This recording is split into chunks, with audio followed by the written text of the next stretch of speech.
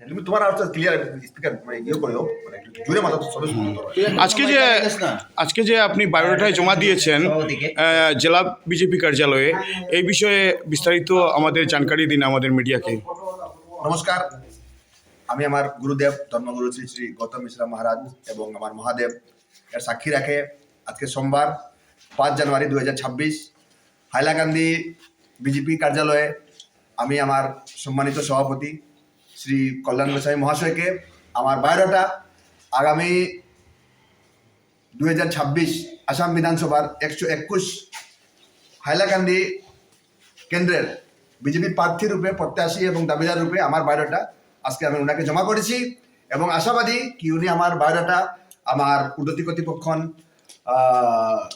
রাজ্যিক কার্যালয় এবং আমার দিল্লিস্থিত ভারতীয় কার্যালয়ে উনি পৌঁছাবেন এবং এটা নিয়ে আমার উদ্যোগী যারা নেতারা আছেন বিবেচনা করবেন এবং যেভাবে দলীয় সিদ্ধান্ত হয় ওটা আমি আমার বিজেপি এক কর্মী রূপে আমি মাথাপাতে গ্রহণ করব।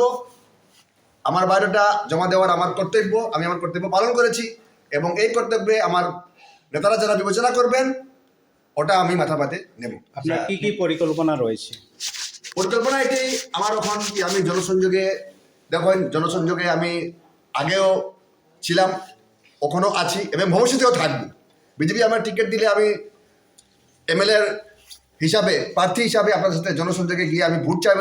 যদি পার্টি আমাকে টিকিট না দেয় তাহলে যাকে টিকিট দিবে তার পিছিয়ে পিছিয়ে আমি বিজেপির পতাকা নিয়ে ঘুরবো। এটা আমি আজকে আমাদের প্রতিজ্ঞাবদ্ধ হয়ে গেছি। মানে আপনার স্পেসিফিক ইস্যুটি মানে কোন ইস্যু নিয়ে? ইস্যুটা কি আছে? দেখুন, ফার্স্ট ইস্যু হয়েছে, দেখুন এই হাইলাকান্দির 3টি বাঁধ আছে, যেই বাঁধ বারবার ইডিএফ এমএলএ গুলা সংস্কার করেছে, কিন্তু এই সংস্কারটি সম্পূর্ণভাবে মানে বন্যা সংস্কারটা যেগুলো বাঁধগুলো আছে, যেমন 1 নম্বর বাঁধ হয়েছে আমাদের লালাচড়ায়, এই লালাচড়ায় যে বাঁধগুলা হয়েছে 2 নম্বরে কাম হয়েছে একবারে, এই 2 নম্বরে কাজ হয়। এই প্রত্যন্ত অঞ্চল হাইলাকান্দি মানুষ বারবার বন্যার সমস্যাতে গ্রসিত হয়।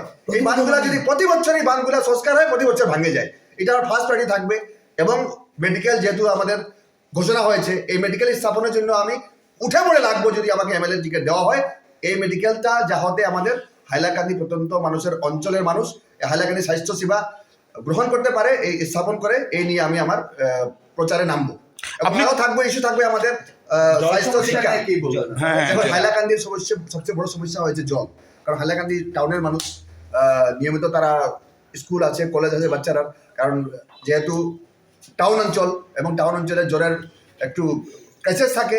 এই সমস্যার সমাধানের লিগা এক মেগা প্রজেক্ট আগে আমাদের সরকারে নিয়েছে, এটাও ফুলফিল মানে পুরো পর্যাপ্ত পরিমাণে জল দিতে পারছে না। আমার পরিকল্পনা থাকে যাতে প্রত্যেক টাউনের বাড়িতে আমি ঘরে জল বুঝে দিতে পারি।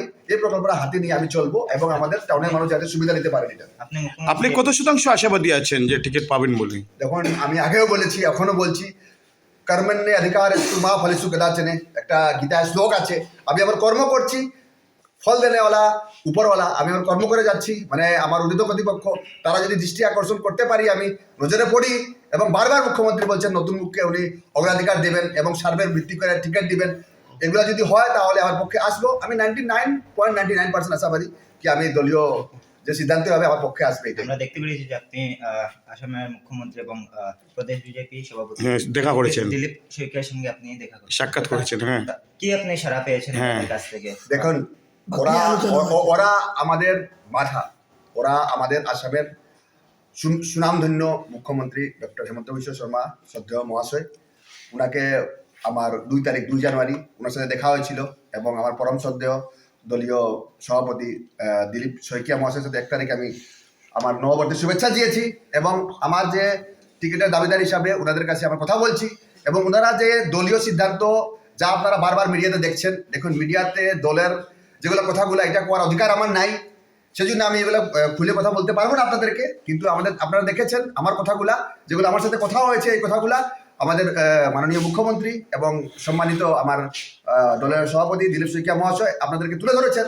এই কথাগুলো আমার সাথে হয়েছে। ধন্যবাদ আপনাকে মূল্যবান বক্তব্য দেওয়ার জন্য। একটা প্রশ্ন, জনগণের প্রশ্ন এটা, যে জনগণ বলে যে ভোটের আগে